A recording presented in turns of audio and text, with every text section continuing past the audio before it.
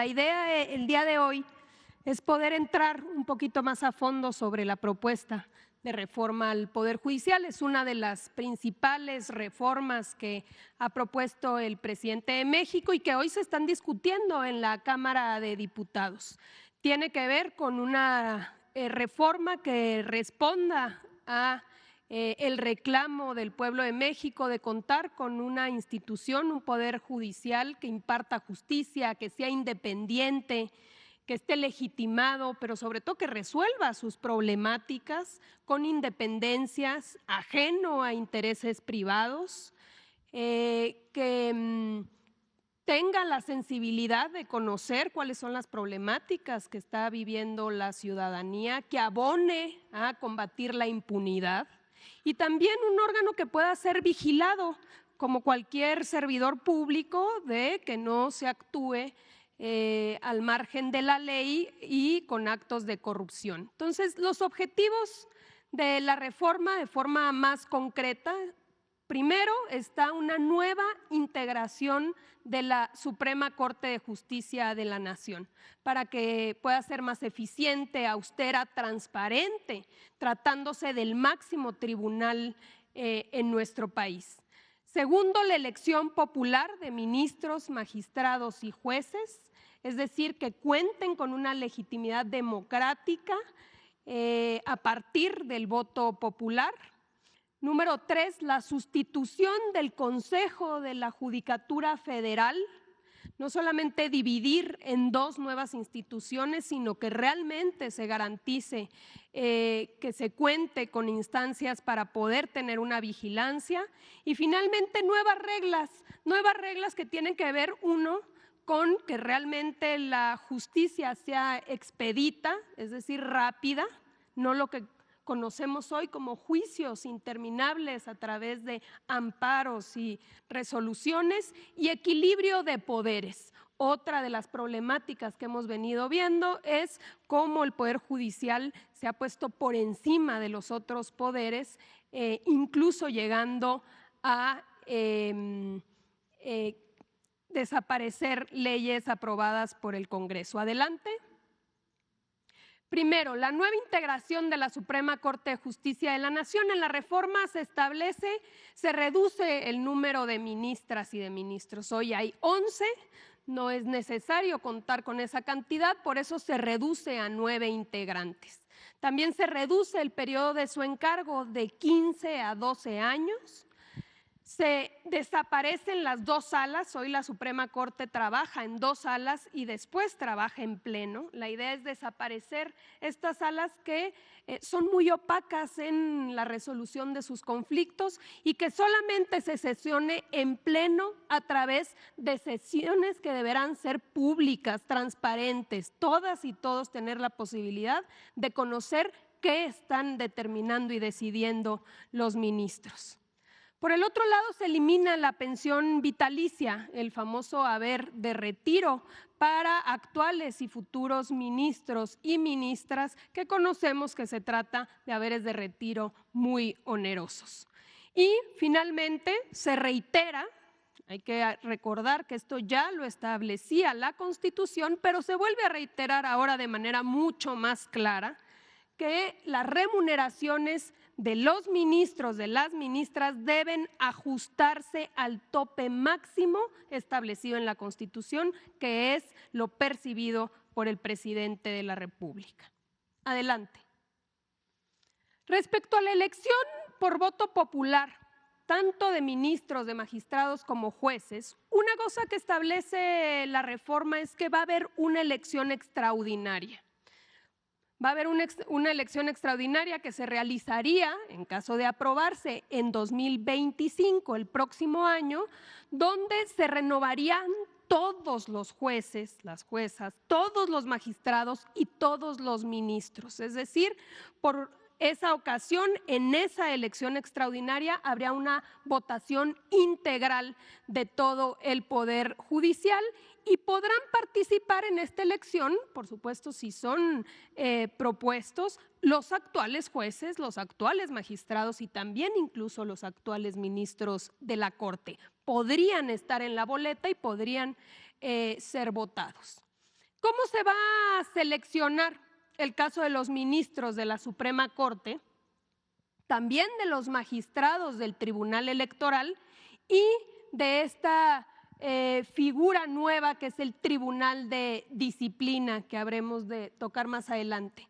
Se van a elegir a nivel nacional en las elecciones, primero en esta extraordinaria y después en las ordinarias, a partir de estas propuestas. El Poder Ejecutivo va a proponer 10 candidatos, el Poder Legislativo va a proponer 10, 5 la Cámara de Diputados y 5 la Cámara de Senadores, y el Poder Judicial, a través de la Suprema Corte de Justicia, va a proponer 10 candidatos.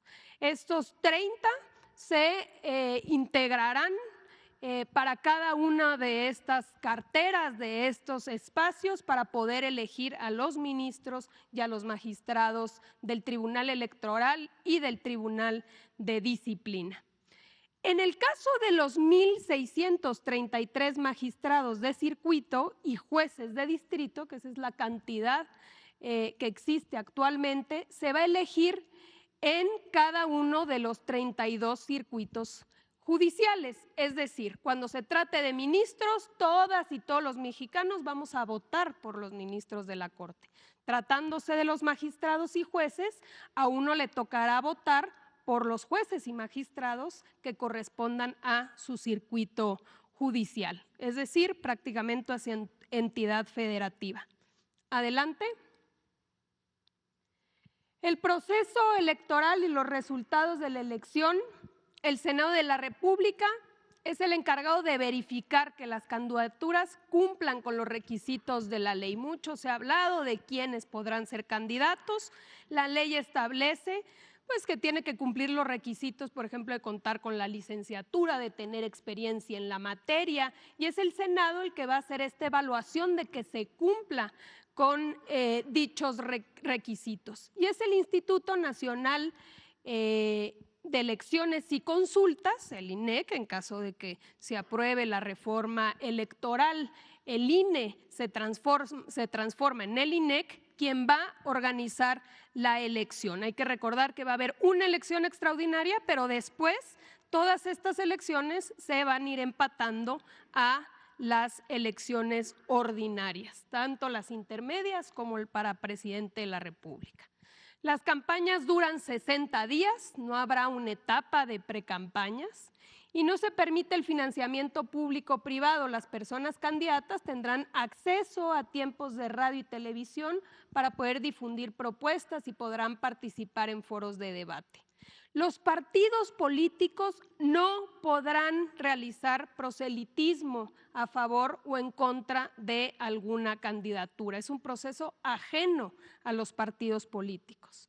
Y el Tribunal Electoral del Poder Judicial es quien va a resolver las impugnaciones y va a declarar los resultados, salvo cuando se trate de sus propios integrantes, porque hay que recordar que también el Tribunal Electoral se integra por magistrados electos por voto popular, así que en el caso del Tribunal Electoral le tocará a la Suprema Corte de Justicia de la Nación ser la autoridad responsable de validar los resultados. Adelante. Tenemos también reglas específicas en caso de ausencia definitiva de algún ministro, de algún magistrado o algún juez. El Senado designará por mayoría calificada a una persona interina. Esta persona va a estar en tanto que se realice la nueva elección ordinaria. No se va a hacer una elección cada que falte un magistrado, un juez o un ministro, sino que habrá interinos y una vez que llegue la elección ordinaria, entonces ahí se votarán los ministros, magistrados o jueces que tengan ausencias definitivas. Para ministros de la Suprema Corte, magistrados del Tribunal de Disciplina, el Ejecutivo Federal es quien propone la terna, como sucede actualmente. Para magistrados de circuito y jueces, el órgano administrativo propone la terna y para magistrados electorales le toca a la Suprema Corte de Justicia proponer esta terna para los interinatos. Adelante. Y luego tenemos que es un elemento fundamental en la reforma. Parte del gran problema que tenemos en el Poder Judicial es la falta de vigilancia. Es que el actual Consejo de la Judicatura Federal no tiene la posibilidad, o sí la tiene, pero no la ejerce, de realmente vigilar una actuación correcta por parte de los juzgadores, y por eso hemos visto tantas cosas en estos años. Se integra este Tribunal de Disciplina Judicial por 5 magistrados electos por voto popular, es decir, dándoles independencia al ejercer sus decisiones. Es una elección por 6 años, propuesta por los poderes de la Unión. Ya dijimos, por el Ejecutivo, por el Legislativo y por el Judicial. Podrá recibir denuncias de cualquier persona, de cualquier ciudadano o de cualquier autoridad, y va a investigar tanto a ministros, magistrados, jueces y personal judicial por actos contrarios a la ley, al interés público o a la administración de justicia, incluyendo hechos de corrupción, tráfico de influencias, nepotismo, complicidad o encubrimiento de personas delincuentes, o cuando sus resoluciones no se ajusten a los principios de objetividad, imparcialidad, independencia, profesionalismo o excelencia. Las sanciones incluyen desde amonestaciones, pueden ser multas, pueden ser suspensiones, pueden ser incluso destituciones. En el caso específico de los ministros, el Tribunal de Disciplina no podrá llegar a destituirlos, pero sí puede presentar un juicio político ante el Congreso para que se lleve el procedimiento, pero sí puede destituir en el caso de jueces y magistrados, cuando acredite alguna de estas actuaciones fuera de la ley. Entonces, tenemos este Tribunal de Disciplina que se va a encargar exclusivamente de la vigilancia, del buen actuar de los jueces y magistrados. Y aparte, tenemos el órgano de administración. Hoy estas tareas se combinan en el Consejo de la Judicatura y aparte no tienen independencia porque el Consejo de la Judicatura se integra por 7 y la presidenta o el presidente de la Suprema Corte es la cabeza del Consejo de la Judicatura, y eso pues genera pues varios conflictos de interés. Por ello va a tener autonomía. La Suprema Corte no va a participar en el Tribunal de Disciplina y tampoco va a participar en el órgano administrativo. El órgano de administración judicial se integra por 5 personas designadas por un periodo de 6 años por parte de los poderes de la Unión. El Poder Ejecutivo nombrará 1, el Senado nombrará 1 y la Suprema Corte nombrará a 3. Responsables de funcionamientos administrativos, de la carrera judicial, del control interno, así como de elaborar los presupuestos del Poder Judicial. Adelante. Nuevas reglas también, no solamente es cómo se integra el Poder Judicial, sino nuevas reglas necesarias para el buen funcionamiento. 1, justicia expedita. Una de las grandes problemáticas que tenemos es que pasan los años, se pasan los plazos y no pasa absolutamente nada. Entonces, se establece un plazo máximo de 6 meses para que los jueces puedan resolver en el caso de asuntos fiscales y 1 año para el caso de asuntos penales.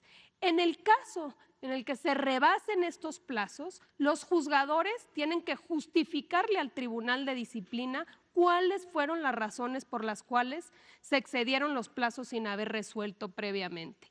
Y el Tribunal de Disciplina va a investigar si en efecto hubieron circunstancias que lo justifiquen y si no, como ya dijimos, puede incluso sancionar. Segundo elemento importantísimo, el tema de las famosas suspensiones. Se prohíbe otorgar suspensiones contra leyes con efectos generales en amparos, controversias constitucionales y acciones de inconstitucionalidad. Vamos a poner algunos ejemplos muy recientes. 2 ministros de la Corte anularon los efectos de la ley eléctrica. Un ministro decidió que nos entregaran los libros de texto. Es decir, o los propios fideicomisos, ¿no? Los fideicomisos, pasa una ley para que los fideicomisos del Poder Judicial sean regresados a la tesorería y hay una suspensión de amparo. Entonces, todas estas decisiones que emanan de la mayoría del Congreso de la Unión, que son votados por voto popular, no pueden ser suspendidos a priori por parte de jueces, magistrados y ministros, y por eso se hace expreso en la Constitución. Por el otro lado, en el caso de la justicia local, los poderes judiciales de las entidades federativas deberán establecer reglas para la elección directa de sus magistrados y jueces. Es decir, es una reforma que implica también la misma renovación y los mismos procedimientos para la justicia local en las entidades federativas. Y finalmente, el tema de los fideicomisos del Poder Judicial. Una vez que concluyan los juicios pendentes, deberán reintegrarse al Fondo de Pensiones para el Bienestar. Pero se establece claramente, ya no en la ley, como sucedió, sino en la Constitución, que no puede haber fideicomisos y que todos los derechos laborales, por supuesto, están garantizados a través del presupuesto federal. Gobierno de México.